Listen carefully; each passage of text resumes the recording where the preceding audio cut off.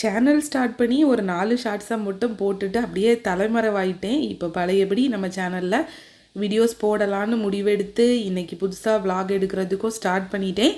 காலையில் டைம் பார்த்தீங்கன்னா 5:30 ஆகுது. இன்னும் விடியவே இல்லை, ரொம்ப இருட்டாக தான் இருந்துச்சு. கிளைமேட் வந்து காலையில் நல்லா சில்லுன்னு இருக்குது. ஒரு 11 மணி ஆகும்போது வெயில் ரொம்ப அதிகமாக இருக்குது. முந்தின நாளே அடை தோசை பண்ணுறதுக்காக பயிர் எல்லாமே ஊற போட்டு வச்சுருந்தேன். காலையில் வந்துட்டு இன்றைக்கி பையனுக்கு ஸ்கூல் வேறு இருக்குது. அதனால் அவன் வந்துட்டு தக்காளி சாதம் தான் கேட்டிருந்தான்.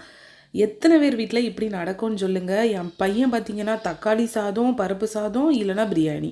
தக்காளி சாதம், பருப்பு சாதம், பிரியாணி, இந்த மூணையுமே திருப்பி திருப்பி திருப்பி திருப்பி வச்சு எனக்கே போர் அடிச்சுட்டு, ஆனால் அவனுக்கு போர் அடிக்க மாட்டேங்குது. ரொம்ப கம்மியாக தாங்க பயிர் எல்லாமே ஊற போட்டிருந்தேன். நான் ஹஸ்பண்ட் வந்துட்டு ஊரில் இல்லை, அவங்க மகா கும்பமேளா போயிருக்காங்க. அதனால் எனக்கும் பையனுக்கும் மட்டும்தானே, அதனால் நம்ம கொஞ்சமாக ரெடி பண்ணி எடுத்தால் போதும். இது கூடலாம் பார்த்திங்கன்னா ஒரு சின்ன துண்டு இஞ்சி, அப்புறம் ஒரு சின்ன துண்டு பச்சை மிளகா, அப்புறம் ஜீரகம், சோம்பு, உப்பு எல்லாமே சேர்த்து நல்லா அரைச்சி எடுத்தாச்சு. இதை வந்துட்டு அப்படியே நம்ம ஒரு பவுலில் போட்டு மாற்றி வச்சிட வேண்டியது தான். சைட் பை சைடு வந்துட்டு நான் பையனுக்கு ஸ்கூலுக்கு லஞ்சுக்குமே ரெடி பண்ணிட்டு தான் இருந்தேன்.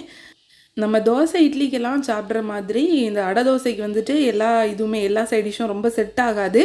ஆனால் தேங்காய் துவையல் வந்துட்டு ரொம்ப நல்லாயிருக்கும். தேங்காய் துவையல் வந்துட்டு ரொம்ப சிம்பிள் தானங்க, நம்ம ரொம்ப சட்டுன்னு பண்ணிடலாம்.